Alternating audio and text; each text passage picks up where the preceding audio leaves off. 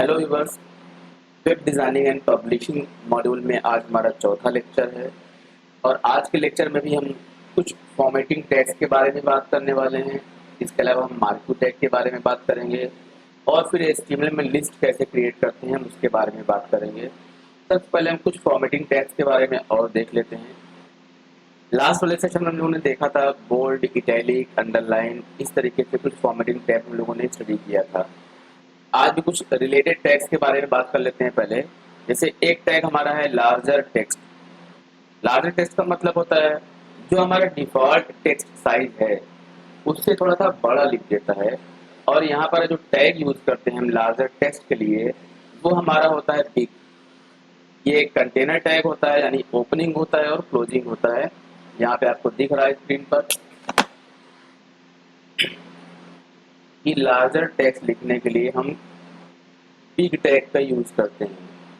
The content of the big element is displayed one font size larger than the rest of the text surrounding it।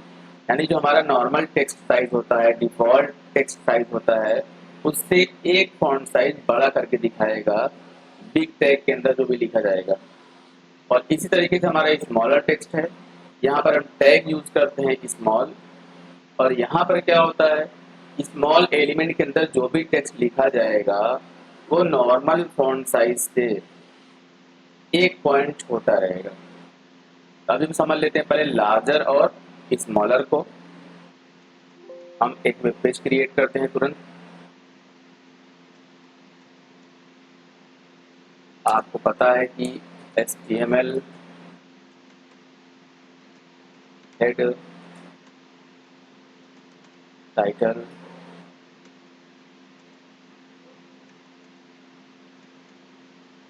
Title में लिख देता हूँ web page,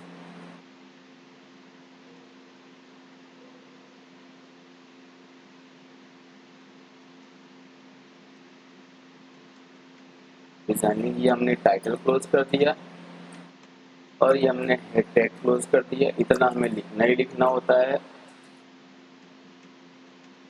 फिर हम start करते हैं बॉडी टैग, BODY। अब यहाँ पर हमें क्या लिखना है, जैसे एक मैं नॉर्मल टेक्स्ट लिखता हूँ, हमने लिख दिया दिस इज नॉर्मल टेक्स्ट, ये हमने लिख दिया है सिंपल लाइन। यहाँ पर हमने कोई स्पेशल टैग का यूज किया ही नहीं है यहाँ हमने, ठीक है। अब देखिए हमें क्या करना है, हमें यूज करना है ये बिग वाला टैग। तो हम यहाँ पर लिखते हैं बिग, हमने यहाँ लिख दिया this is under big tag और यहाँ पे हमने बिग को क्लोज कर दिया।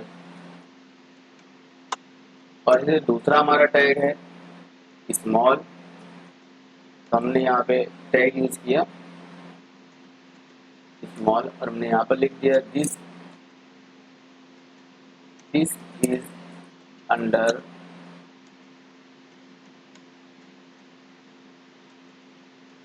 Small tag. और यहाँ पर हमने स्मॉल को भी कर दिया क्लोज। आपको पता है लास्ट में हम क्लोज करते हैं बॉडी टैग को, फिर हम क्लोज करते हैं HTML टैग को। इसको हम सेव कर लेते हैं, डेस्कटॉप पर सेव करते हैं, नाम कुछ भी देते हैं, लास्ट में हमें लगाना पड़ता है HTM या HTML। ठीक है, मिनिमाइज करते हैं। ये हमारी इंडेक्स फाइल आ गई। अब आप देखिए यहाँ पर थोड़ा सा यहाँ पे दिक्कत है, आपको डिस्प्ले छोटा दिखाई पड़ रहा होगा। तो इसके अलावा मैं यहाँ पे PR टैग यूज कर लेता हूँ ताकि लाइन चेंज हो जाए। PR टैग आप पढ़ चुके हो, लाइन ब्रेक करता है। ठीक है, सेव करते हैं, यहाँ रिफ्रेश किया। कंट्रोल+ प्रेस करके आप ब्राउजर में जो भी डिस्प्ले हो रहा है उसकी साइज को आप बढ़ा सकते हो। शॉर्टकट होता है कंट्रोल+। अब देखिए यहाँ पर आप, ये हमने नॉर्मल टेक्स्ट लिखा था पहला वाला, यहाँ पर हमने यूज किया है बिग वाला टैग। तो नॉर्मल टेक्स्ट से थोड़ा एक साइज बड़ा होकर डिस्प्ले हो रहा है और स्मॉल क्या है, नॉर्मल टेक्स्ट से एक साइज छोटा होकर दिख रहा है। तो ये बिग टैग का कमाल है और ये स्मॉल टैग का कमाल है। ये हमारा नॉर्मल टेक्स्ट हो गया। ओके,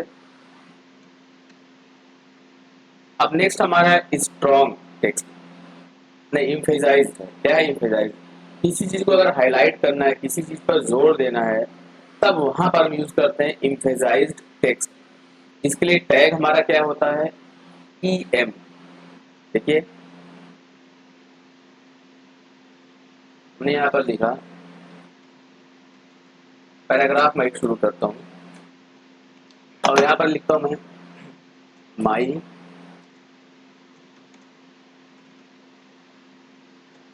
फेवरेट कलर इज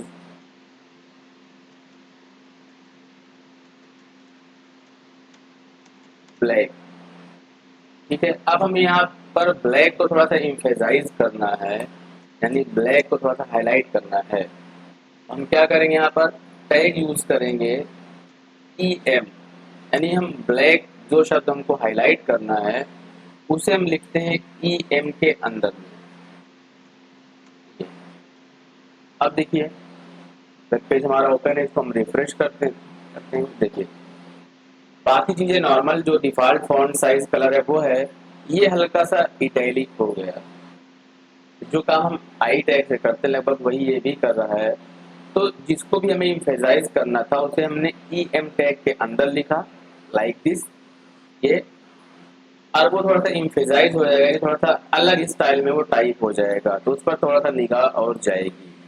तो किसी भी टेक्स्ट को, लाइन को हमें इम्फेसाइज करना है, थोड़ा सा अपीलिंग फॉर्म में डिस्प्ले करना है, तो हम वहाँ पर ई एम टैग का यूज करेंगे।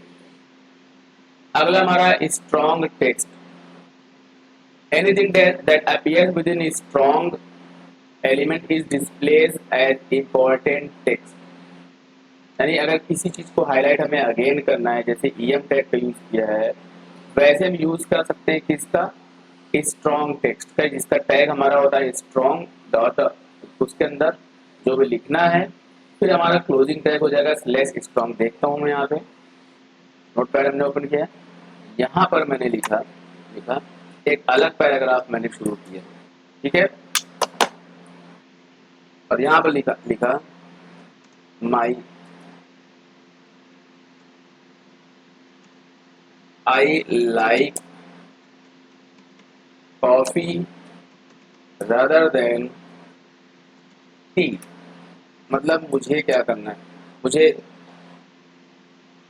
चाय की अपेक्षा कॉफी ज्यादा पसंद है। अब हमें यहाँ पे क्या करना है, कॉफी को थोड़ा सा करना है हाईलाइट। क्या करना है, हाईलाइट। तो यहाँ पे हम स्ट्रॉन्ग टैग का यूज करने वाले हैं। अब देखिए कॉफी को हमने कर दिया स्ट्रॉन्ग टैग के अंदर, और कॉफी के बाद मैंने यहाँ पर क्लोज कर दिया स्ट्रॉन्ग टैग को। नहीं, सिर्फ यही एक शब्द कॉफी स्ट्रॉन्ग टैग के अंदर आया है, हमने सेव कर दिया कंट्रोल एस से। और जो हमारा वेब पेज ओपन है उसको हम रिफ्रेश करते हैं। अब आप देखिए आई like coffee rather than T में कॉफी थोड़ा सा क्या है, हाईलाइटेड है, स्ट्रांगली रिप्रेजेंट हो रहा है, शो हो रहा है, बिल्कुल वैसे ही जैसे आप बी टैग यूज करते हो। क्या करते हो, बी टैग यूज करते हो। बाकी आपको समझ में आ गया होगा। अगला हमारा टेक्स्ट है, टैग है टेक्स्ट एब्रीविएशन, यानी किसी भी चीज का जो शॉर्ट फॉर्म देना है। एब्रीविएशन का मतलब किसी का short name. You can abbreviate A text by putting it inside opening ABBR and closing slash ABBR। ये टैग का नाम है, यानी टेक्स्ट एब्रीविएशन के लिए हम ABBR टैग यूज करते हैं। If present the title attribute must contain this full description and nothing else। ये देखिए हमने एक पैराग्राफ शुरू किया, यहाँ पे ABBR यूज किया और हमने टाइटल दे दिया। टाइटल देने से ये बेनिफिट होता है कि जो हमने एब्रिविएशन दिया हुआ है उसका टाइटल भी शो हो जाएगा। इस एग्जांपल की अगर हम बात करें, ये तो हमारा टैग हो गया, ये एट्रीब्यूट हो गया टाइटल, और टाइटल क्या दिया हमने, ये दे दिया इक्वल लगा के। और जो एब्रीविएशन है वो ये है। तो जब कर्सर यहाँ पर ले जाएंगे, डिस्प्ले यही होगा, एब्रीविएशन ही, शॉर्ट फॉर्म ही। जब कर्सर यहाँ पर रखेंगे तो जो चीज हमने टाइटल एट्रीब्यूट के अंडर में दिया है वो डिस्प्ले हो जाएगा। यहाँ पे मैं आपको दिखा देता हूँ। हमने एक पैराग्राफ शुरू किया माई टीचर्स नेम इज। यहाँ पर हमने क्या दिया दिया ये टैग हम देंगे, कौन सा, ABBR, ABBR, ये हो गया। और हम टाइटल एट्रीब्यूट का यूज करते हैं टाइटल देने के लिए, यहाँ पर दे दिया अंसार अहमद, ये टाइटल हो गया। यहाँ पर हमारा टैग ये बंद हो जाएगा और एब्रीविएशन हम यहाँ पर देंगे, ये हमारा। और फिर ABBR को हमने कर दिया क्लोज। तो यहाँ पर देखिए ये चीज़ हम नहीं देते अभी, चलिए इतना हमने रिमूव कर दिया, हमने सीधे दिए ABBR AA। चलिए सेव कर देते हैं, इसको हम डिस्प्ले करते हैं, रिफ्रेश करते हैं। अब देखिए यहाँ पर हम कर्सर रख रहे हैं, कुछ नहीं आ रहा है। अब हम यहाँ पर टाइटल भी यूज कर लेते हैं, रिफ्रेश करते हैं। आप देखिए जब कर्सर यहाँ पे आप रखोगे तो उसका जो फुल नेम है वो डिस्प्ले हो जा रहा है। जैसे मैं AA पे कर्सर रख रहा हूँ, अंसार अहमद वहां पर क्या हो जा रहा है, डिस्प्ले हो जा रहा है। तो आप सिंटेक्स समझिए समझिए, आप सीधे इतना भी लिख सकते हो ABBR, जो भी आपको एब्रीविएशन या शॉर्ट फॉर्म देना है वो दे सकते हो। लेकिन हम चाहते हैं उस एब्रीविएशन पर जब कोई कर्सर रखे तो उसका फुल नेम भी दिखाई दे। इसी तरीके से मैं दूसरा यहाँ पर यूज करता हूँ। देखिए दूसरा पैराग्राफ मैंने शुरू किया, पैराग्राफ में बार बार नया क्यों शुरू कर रहा हूँ, ताकि नई लाइन पे मैटर आ जाए। यहाँ लिख दिया मैंने the full the short name of Uttar Pradesh is क्या, UP। हमने दे दिया और हमने पैराग्राफ को कर दिया क्लोज। हम चाहते हैं UP को एज एन एब्रीविएशन यूज करना, तो हम यहाँ पर लिखेंगे ABBR। ठीक है, अब हम टाइटल एट्रीब्यूट यूज करना चाहते हैं। अगर हम चाहते हैं कि UP पर कोई कर्सर रखे तो वहां पर उसका फुल नेम दिखाए, उत्तर प्रदेश, ये हमारा टाइटल हो गया। और फिर हमने एब्रीविएशन क्या दे दिया यहाँ पर, UP। तो दिखाई क्या पड़ेगा, UP। और फिर यहाँ पे हमने क्या किया, एब्रीविएशन को क्लोज कर दिया। अब हम फाइल सेव करते हैं, इसको रिफ्रेश करते हैं, ये कहानी है। The short name of Uttar Pradesh is UP। और जब UP पे कर्सर रखेंगे तो यहाँ पर उसका जो टाइटल दिया गया है वो यहाँ पर क्या हो रहा है, शो हो जा रहा है। ये हमारा हो गया एब्रीविएशन, यानी किसी चीज का शॉर्ट नेम देना। अगला जो हमारा कंटेन कह सकते हैं एलिमेंट है, वो है टेक्स्ट डायरेक्शन, जिसका टैग होता है BDO, जिसका मतलब होता है बाई डायरेक्शनल ओवरराइड। ठीक है, इससे हम क्या करते हैं, हम टेक्स्ट का डायरेक्शन चेंज कर सकते हैं। यहाँ पर आप देखिए इसका जो सिंटैक्स दिखाई दे रहा है आपको, समझिए थोड़ा सा। टैग हमारा क्या है, BDO, ये हमने यूज किया BDO। और एक एट्रीब्यूट होता है DIR, यानी डायरेक्शन, उसके बाद इक्वल लगा के हम वैल्यू देते हैं। यहाँ पे वैल्यू है राइट टू लेफ्ट, क्या है, राइट टू लेफ्ट। और यहाँ पर हम दे देंगे जो भी टेक्स्ट या सेंटेंस हमको देना है। फिर हम क्या कर देंगे, BDO को बंद कर देंगे, यानी बाई डायरेक्शनल टेक्स्ट ओवरराइड को हम क्या कर देंगे, क्लोज कर देंगे। इसको हम यूज करके दिखाते हैं आपको। ठीक है, पहले तो मैं नॉर्मल टेक्स्ट लिख लेता हूँ, पैराग्राफ से P टैग से दिया वेलकम टू इंडिया। ये हमारा नॉर्मल पैराग्राफ होगा, लिखना जरूरी नहीं है। लेकिन यही सेम सेंटेंस यूज करने वाले हैं हम बाई डायरेक्शनल ओवरराइड में। तो उसका हमारा जो टैग होता है वो होता है BDO। क्या होता है, BDO, को बाई डायरेक्शनल ओवरराइड करना है। फिर यहाँ पर एट्रीब्यूट यूज करना जरूरी हो जाता है, जो हमारा डायरेक्शन डिसाइड करेगा।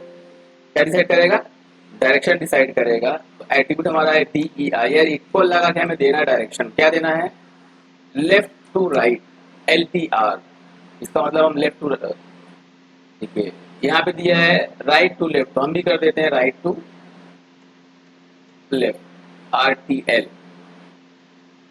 ये हमने क्लोज कर दिया। अब यहाँ पे हम सेंटेंस देने वाले हैं, क्या देने वाले हैं, सेंटेंस। एग्जैक्टली यही सेंटेंस हम यहाँ पर दे देते हैं, वेलकम टू इंडिया को। और फिर हम क्लोज कर देते हैं किसको, BDO। इसको हमने सेव किया और इस वेब पेज को हम रिफ्रेश कर देंगे। अब देखिए यहाँ पर समझिए बात को। पहला पैराग्राफ जो हमने यूज किया था, P tag welcome to India, ये इसका आउटपुट है। और यहाँ पर हमने दिया BDO यानी बाई डायरेक्शनल ओवरराइड, और डायरेक्शन हमने दे दिया राइट टू लेफ्ट, और सेंटेंस क्या दिया भाई सेम, वेलकम टू इंडिया। तो ये वेलकम टू इंडिया को राइट से लेफ्ट की साइड में ओवरराइड करता चला जाएगा। तो आएगा कैसे, देखिए राइट लेते, देखिए ये बिल्कुल उल्टा हो गया, वेलकम टू इंडिया इधर से हो गया है, यानी यहाँ से इसने पिक किया, पहले ये फिर ये फिर ये फिर ये। आप गौर से इन दोनों को देखिए, ये हमारा नॉर्मल सेंटेंस हो गया, और इस सेंटेंस को जब हम राइट टू लेफ्ट लिखेंगे तो ये सेंटेंस हमारा बनेगा। तो ये हमारा क्या था, BDO टैग। फिर हमारा है स्पेशल टर्म, क्या है स्पेशल टर्म, सेम वही चीज है। अगर किसी भी चीज को हमें हाईलाइट करना है, जैसे डिफिनेशन वगैरह होता है उसका हेडिंग वगैरह हमें हाईलाइट करना है, स्पेशल टर्म कोई देना है, तब हम यूज करते हैं स्पेशल टर्म कंटेनर का या एलिमेंट का, जिसका टैग हमारा होता है DFN। क्या होता है DFN, यानी किसी भी वर्ड को हमें स्पेशली ट्रीट कराना है तो।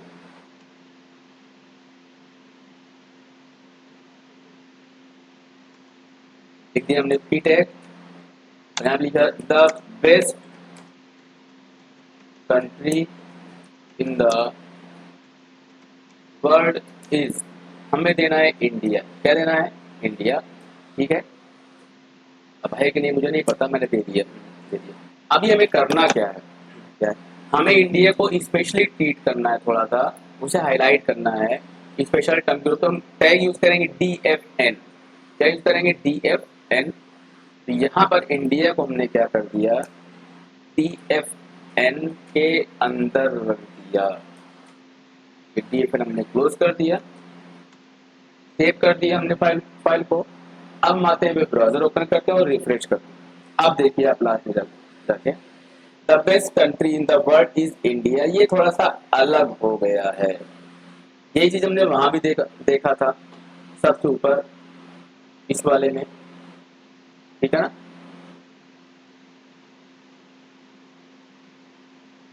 जो हमारा टैग इम्फेसाइज था, इम्फेसाइज ऐसा काम ये भी कर रहा है कि किसी भी वर्ड को स्पेशली थोड़ा सा क्या कर दे रहा है, शो कर दे रहा है, ट्रीट कर रहा है, तो थोड़ा सा अलग दिखेगा वो।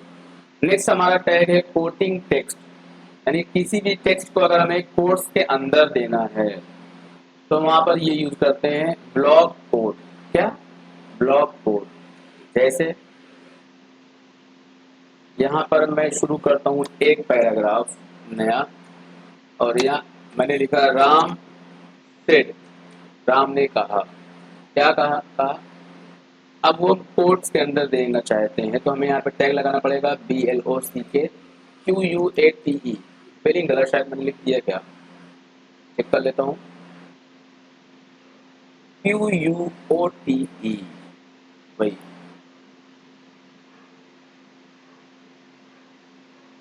QUOTE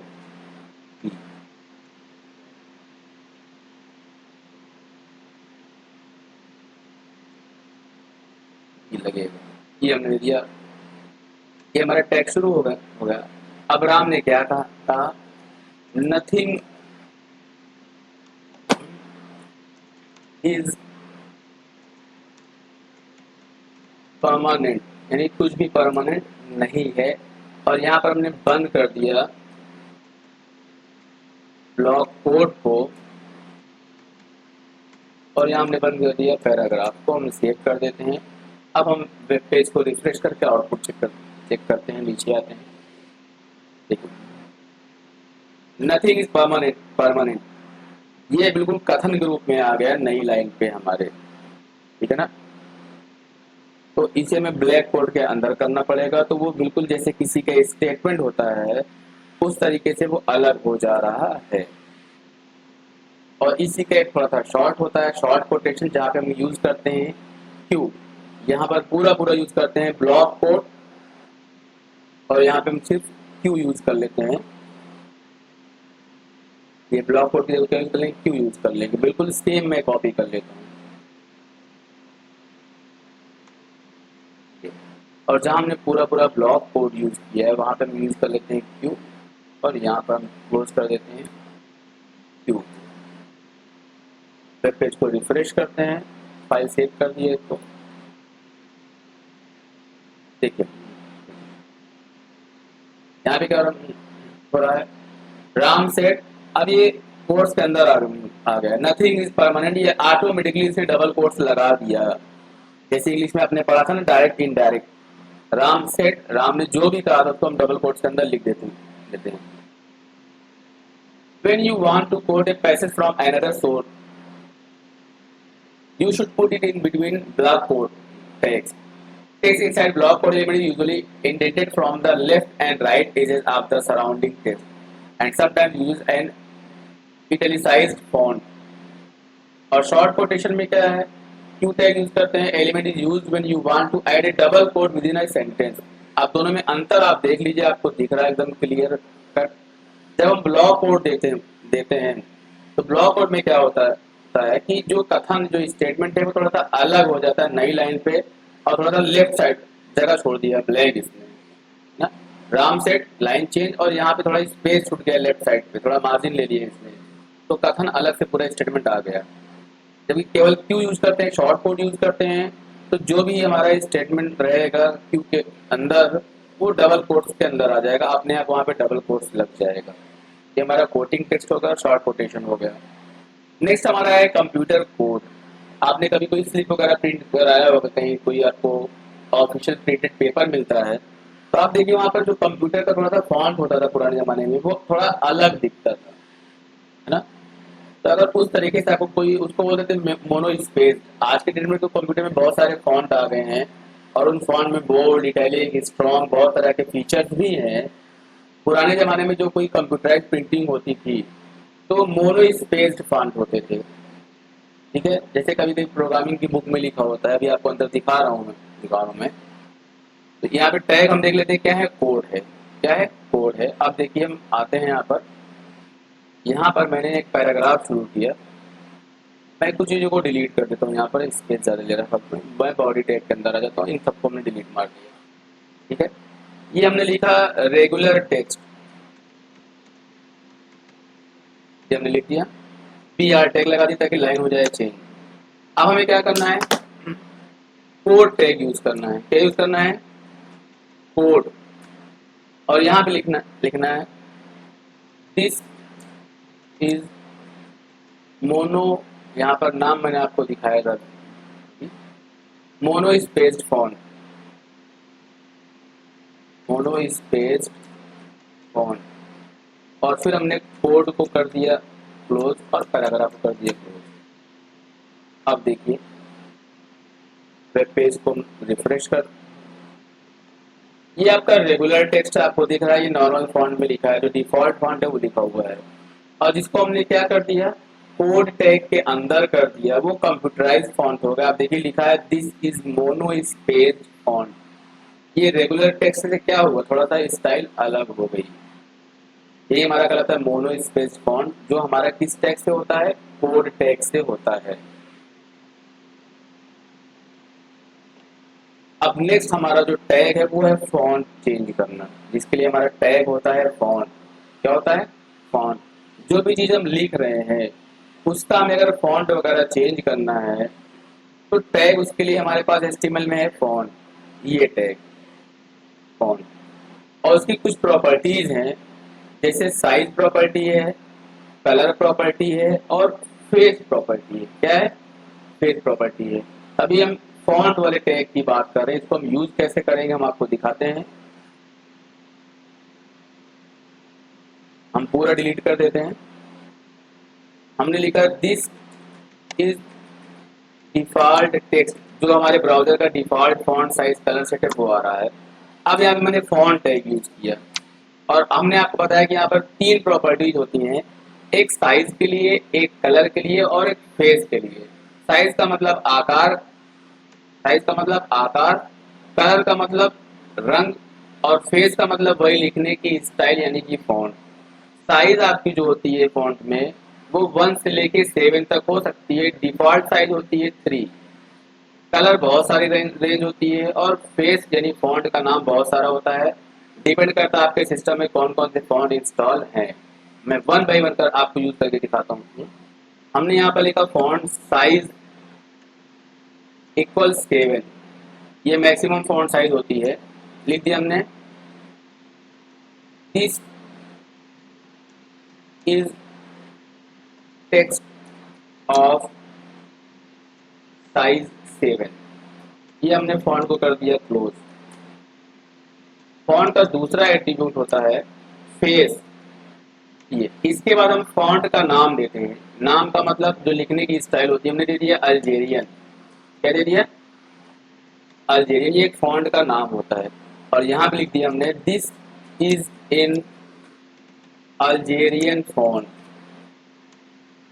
और यहाँ भी मैं फॉन्ट टैग को क्लोज कर देता हूँ।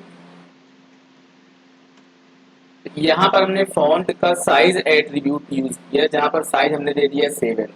मैंने बताया कि साइज आपकी 1 से लेके 7 के बीच में कुछ भी हो सकती है। डिफॉल्ट साइज 3 होती है। फिर दूसरा हमने फॉन्ट टैग को यूज किया, वहाँ पे हमने फेस प्रॉपर्टी यूज किया, जिससे हम फॉन्ट का नाम दे सकते हैं। ये स्पेलिंग थोड़ी सी गलत हो गई, हमने इसको करेक्ट कर दिया। ठीक है, ये होता है अल्जेरियन, ये हो गया। और फिर मैं फॉन्ट टैग यूज कर रहा हूँ। तीसरी बात हमने दिया फॉन्ट, यहाँ पे मैं कलर यूज कर रहा हूँ, COLOR, ध्यान रखिएगा, ये आपका एट्रीब्यूट है। इसके बाद मैंने कलर दे दिया रेड। क्या दे दिया? रेड। और यहाँ मैंने दे दिया this is in red colour. और फॉन्ट को हमने क्लोज कर दिया। सेव कर देते हैं। वेब पेज को आके हम रिफ्रेश करते हैं। अब आप देखिए अंतर, ये हमारा क्या आ रहा है? ये डिफॉल्ट टेक्स्ट है जो कि नॉर्मल साइज है 3। ये हमारा जो फॉन्ट साइज हमने क्या दे दिया है 7। ये हमने यहाँ पर फॉन्ट चेंज कर दिया है अल्जेरियन, ये हमारा हो गया है रेड। और पिक्चर क्लियर करना, हम यहाँ पर BR टैग यूज कर लेते हैं। इसके बाद हमारी लाइन चेंज हो जाएगी। यहाँ पर भी हम लाइन चेंज कर देते हैं, यहाँ पर भी लाइन चेंज कर देते हैं, तो लास्ट लाइन हुई। अब देखिए थोड़ा सा अंतर, ये हमारा डिफॉल्ट टेक्स्ट साइज है 3। बाय डिफॉल्ट 3 साइज होता है। यहाँ पे हमने जो फॉन्ट का साइज 7 कर दिया है, वो वाली लाइन है। यहाँ पर हमने फॉन्ट चेंज कर दिया, देखिए लिखने की स्टाइल बदल गई है, this is in Algerian font है ये। और यहाँ पर हमने कलर चेंज किया है, तो इन दोनों को आप देखिए, जो डिफॉल्ट आपका साइज और फॉन्ट है वो दोनों का यहाँ पे सेम है, लेकिन यहाँ पर हमने कलर चेंज कर दिया तो कलर चेंज हो गया है। तो यहाँ पर हमने आपको दिखाया कि फॉन्ट की तीनों प्रॉपर्टीज, साइज, फेस और कलर, तीनों को हमने अलग अलग यूज किया है। साइज अगर आप 7 की जगह 70 दे देते हो, 70, तब भी कोई फर्क नहीं पड़ेगा, क्योंकि मैक्सिमम जो साइज होता है वो 7 ही होता है। बरोबर। अब हम तीनों प्रॉपर्टीज को साथ में भी यूज कर सकते हैं। हमने यहाँ पर फॉन्ट टैग लगाया, ठीक है, फॉन्ट टैग लगाया हमने यहाँ पर। हम पहली प्रॉपर्टी जैसे देते हैं फेस, जिसके बाद हम फॉन्ट का नाम देते हैं। यहाँ पे हमने कोई भी नाम दे दिया, हमने दे दिया टाइम्स न्यू रोमन, ये भी एक फॉन्ट का नेम है। हमने फॉन्ट दे दिया, एक स्पेस दी हमने। फिर मैंने यहाँ पर फेस प्रॉपर्टी के बाद हमने साइज प्रॉपर्टी यूज कर ली। साइज इक्वल हमने दे दिया 6, फिर स्पेस दिया। फिर यहाँ पे हमने अगली प्रॉपर्टी यूज कर ली कलर, इसमें हमने दे दिया ग्रीन। अब जो कुछ भी हम लिखेंगे, जैसे हमने यहाँ पे लिख दिया गुड मॉर्निंग, और फॉन्ट टैग हमने बंद कर दिया। तो यहाँ पर हमने फॉन्ट टैग यूज किया है, इसकी फेस प्रॉपर्टी का भी यूज किया है फॉन्ट चेंज करने के लिए, साइज प्रॉपर्टी का यूज किया है साइज सेट करने के लिए, और कलर प्रॉपर्टी का यूज किया है कलर चेंज करने के लिए। हम सेव कर देते हैं। अब देखते हैं यहाँ पर, देखिए जो साइज है फॉन्ट की वो 6 है, फॉन्ट हमारा हो गया है टाइम्स न्यू रोमन, और कलर हमारा क्या हो गया है ग्रीन। तो एक ही लाइन में हमने तीनों प्रॉपर्टी का यूज कर लिया है।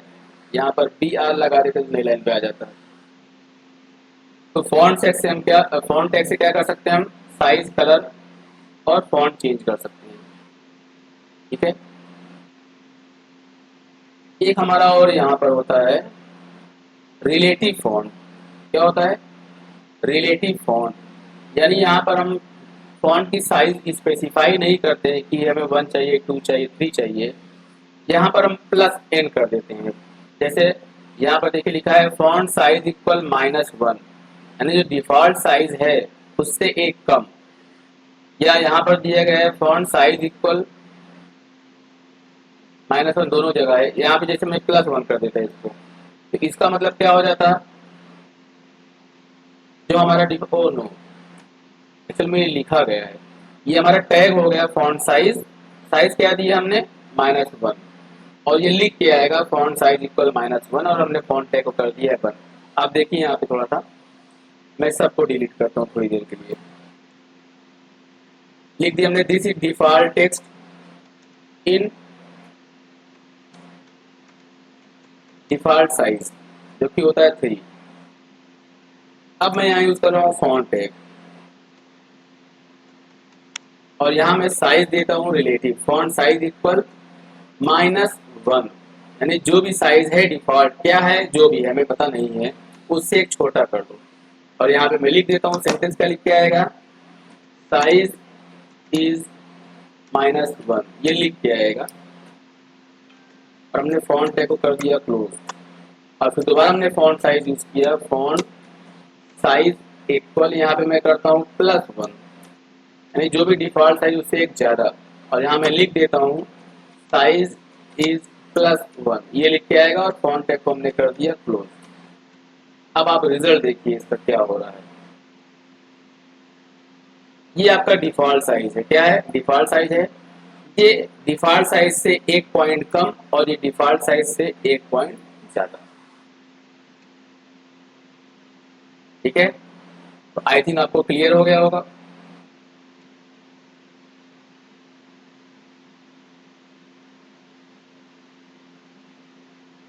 सेटिंग फॉन्ट फेस, ये तो मैं बता चुका हूँ आपको। अल्टरनेटिव फॉन्ट फेस, ये समझना है आपको। ये specify alternate font face, heading में थोड़ा बोल्ड करना भूल गए यहाँ पर। जैसे फॉन्ट फेस से हम क्या करते हैं, सीधे फॉन्ट दे देते हैं टाइम्स न्यू रोमन। सपोज है कि आपने दिया font face equal times new Roman, और ये फॉन्ट आपके सिस्टम में नहीं है, तब क्या होगा। तो ये आप समझिए इसको। यहाँ पर लिखा गया है पहले लाइन में font face equal Arial comma Helvetica, यानी पहले वो एरियल खोजेगा और नहीं मिलेगा तो ये वाला फॉन्ट दे देगा। इसी तरीके से यहाँ पर यूज किया गया फॉन्ट फेस इक्वल, और कई फॉन्ट के नाम दे दिए गए हैं।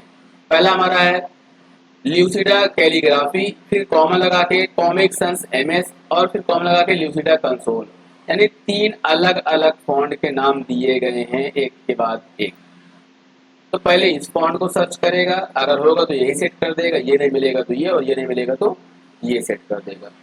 तो अगर हमें डाउट है कि जो भी हमें एक सिंगल फॉन्ट दे रहे हैं, जैसे यहाँ पर हमने सिंगल फॉन्ट का यूज किया है नाम टाइम्स न्यू रोमन, अब अगर टाइम्स न्यू रोमन नहीं मिलेगा तो जो डिफॉल्ट फॉन्ट है हमारे वेब ब्राउजर का उसी में डिस्प्ले हो जाएगा।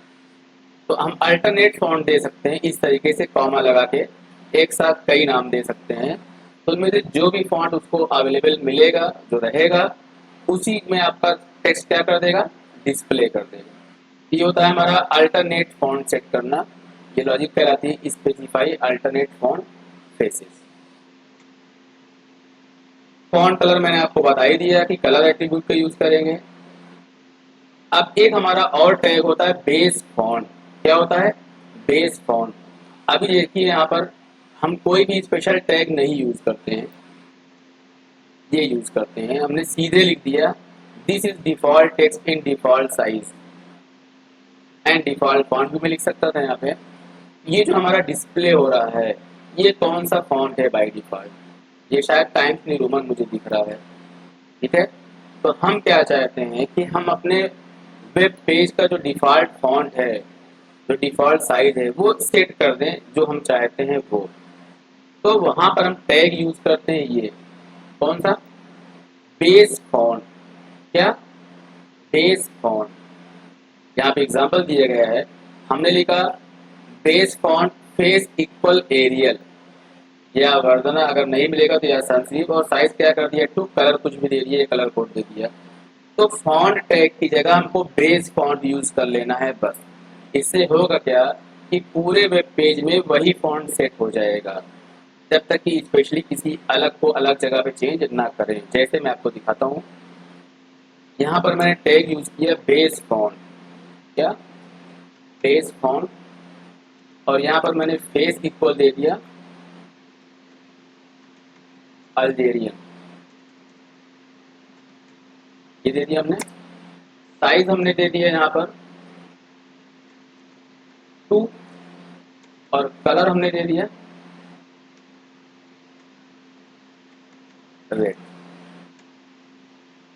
इसका मतलब ये हुआ कि हमने अपने वेब पेज का जो डिफ़ॉल्ट फॉन्ट है जो अपने आप आता है उसमें फॉन्ट हमने अल्जेरियन सेट कर दिया, साइज हमने 2 कर दिया और कलर क्या कर दिया है रेड। जब भी हम लिखते हैं चाहे हम पैराग्राफ टेक्स्ट यूज लिखें, this is a paragraph, paragraph को हमने क्लोज कर दिया। फिर मैं H1 यूज करता हूँ हेडिंग का पहला लेबर, दिस इज हेडिंग, ये हमने हेडिंग टैग यूज किया, H1 को हमने कर दिया। तो ये जो भी चीज़ें हैं, चाहे हम पैराग्राफ का यूज़ कर रहे हैं चाहे हेडिंग टैग का यूज़ कर रहे हैं, सबका डिफ़ॉल्ट फॉन्ट क्या है अल्जेरियन, साइज क्या है 2 और कलर क्या है रेड। अब वो अलग बात है कि हेडिंग अपने हिसाब से ट्यून होगा, लेकिन यहाँ पर देखिए मैंने फिर एक पैराग्राफ शुरू किया, लेकिन यहाँ पर अंदर मैंने फॉन्ट टैग का यूज़ कर लिया फिर से ये, और यहाँ पर हमने दे दिया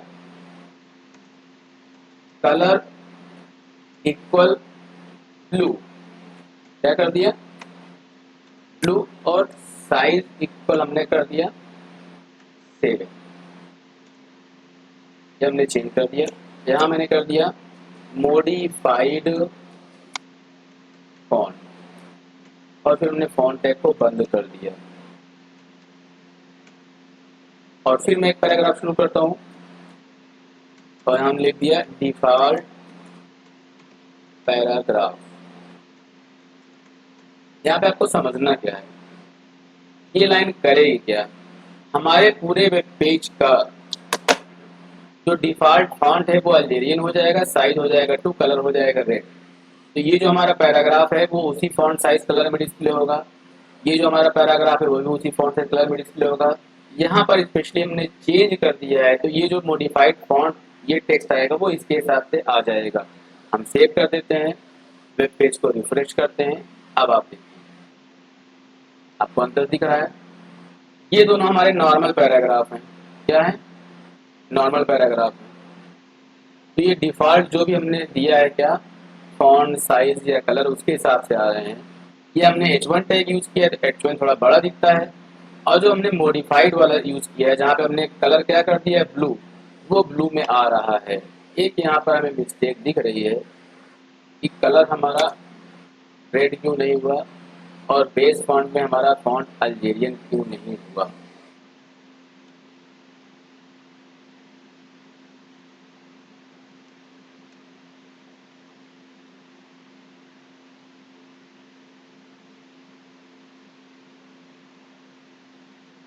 base font tag also takes colour size and it support relative font setting, ये सारी चीज़ें तो सही हैं, फिलहाल तो चेंज क्यों नहीं हुआ। मे भी ये ब्राउज़र सपोर्ट ना कराओ, मैं देखता हूँ थोड़ा सा चेंज करके। इसको मैं ओपन करता हूँ मोजिला फायरफॉक्स, गूगल क्रोम पे ओपन कर लेता हूँ। नहीं, फिलहाल तो ये टैग वर्क नहीं कर रहा है। चलिए इसको ड्रॉप करते हैं नेक्स्ट सेशन के लिए, क्या है इसमें पेज फॉन्ट वर्क नहीं कर रहा है। अब एक बहुत इंपॉर्टेंट टैग हमारा है मार्क्यू टैग, MARQUES, मार्क्यूज। ठीक है, ये करता क्या है, मार्क्यू का मतलब होता है स्क्रॉलिंग। जो भी चीज हम इस टैग के अंदर लिखेंगे वो स्क्रॉल करती हुई आएगी। ठीक है, मैं आपको दिखाता हूँ, इसके बहुत सारे एट्रीब्यूट भी होते हैं, उसके बारे में बात करते हैं। अभी हम सिंपल दिखाते हैं आपको मार्क्यू टैग का रोल। यहाँ पर लास्ट में मैं यूज कर लेता हूँ MARQUE, ये मार्क्यू हमारा हो गया। हमने लिख दिया यहाँ पर गुड मॉर्निंग और मार्क्यू टैग को हम क्लोज करते हैं। अब आप देखिए इसका रिजल्ट देखिए आप, ये गुड मॉर्निंग देखिए स्क्रॉल करता हुआ आ रहा है, दिख रहा है आपको लास्ट में, ठीक है ना, ये मार्क्यू का रोल है। हम अभी सबको डिलीट कर देते हैं। किस मार्क्यू टैग यूज करते हैं। अब आपको दिखाते हैं कि जो भी चीजें मार्क्यू टैग के अंदर लिखेंगे वो ऐसे मूव करता हुआ आएगा।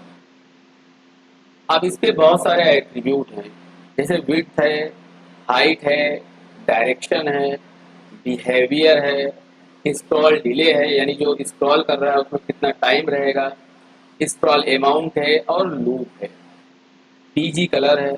अभी जैसे मैं यूज करता हूँ बीजी कलर, हमने मार्क क्यों दिया, यहाँ पर हमने यूज किया बीजी COLOR इक्वल, ये हमने यूज किया।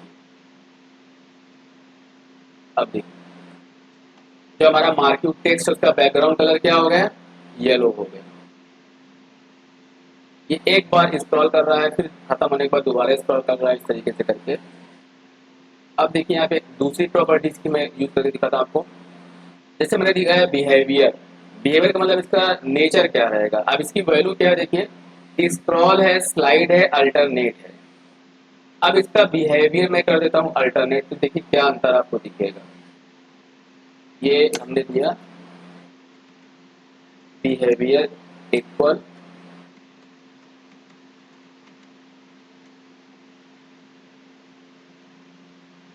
अब देखिए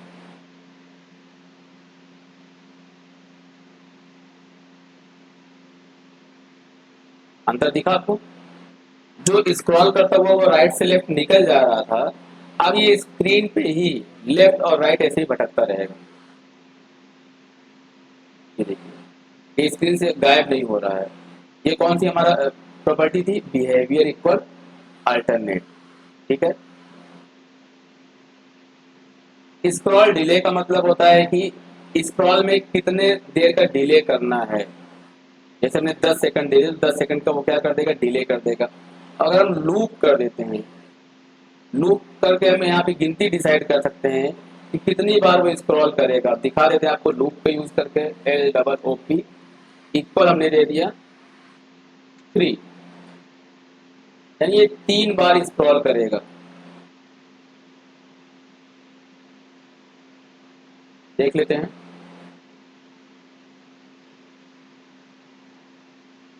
3 बार स्क्रॉल करेगा, उसके बाद ये स्क्रॉल करना बंद कर देगा।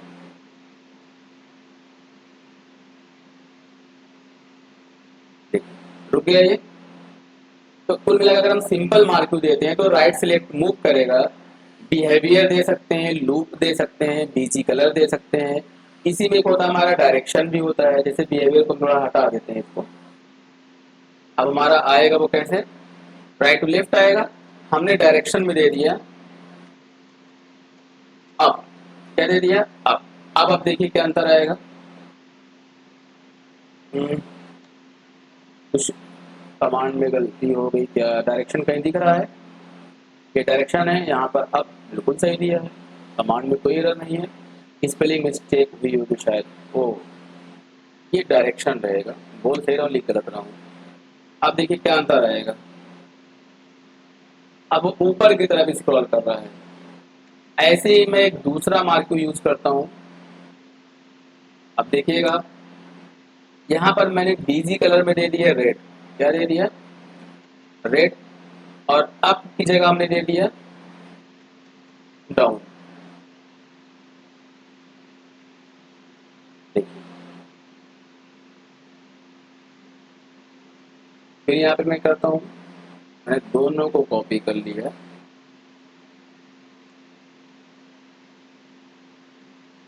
और यहाँ पर मैं दे देता हूँ, एक को मैं दे देता हूँ लेफ्ट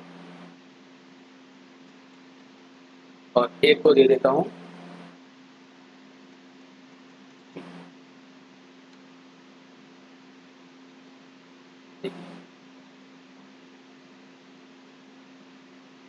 और मजे की बात यह है कि आप सिंपल टेक्स्ट तो यही जरूरी नहीं है, कुछ भी जो आपने लिखा हुआ है, इवन पूरा पूरा आप पेज का पूरा कंटेंट ही मार्क्यू टैग के अंदर में डाल सकते हो।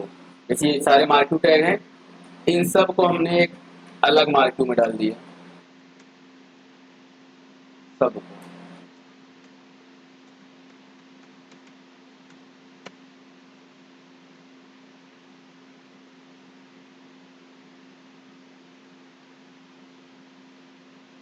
देखिए वो जो लेफ्ट राइट टॉप बॉटम चले तो चल ही रहे हैं अपना, इस पूरे पूरे कोड को हमने एक अलग मार्क में डाल दिया तो वो उसको राइट सिलेक्ट क्या कर रहा है, मूव कर रहा है। यानी ये जो सारे के सारे 4 मार्क्यू टैग थे इनको हमने क्या कर दिया, एक अलग मार्क में डाल दिया और उसमें कोई भी प्रॉपर्टी सेट नहीं की, जो बाय डिफॉल्ट हमारा राइट टू लेफ्ट की तरफ क्या करता है, मूव करता है। ये हमारा मार्क्यू टैग हो गया। तो इस तरीके से आप सारी प्रॉपर्टी मार्क्यू टैग का यूज कर सकते हो। अभी मैं यहाँ पर आपको लिस्ट भी क्रिएट बताने वाला था, लेकिन मुझे लगता है थोड़ा सा ओवर हो जाएगा आपके लिए, तो मैं इस टॉपिक को अगले सेशन के लिए ब्रेक कर देता हूँ। तो आज का सेशन मैं यहीं पर कंप्लीट करता हूँ। Thank you.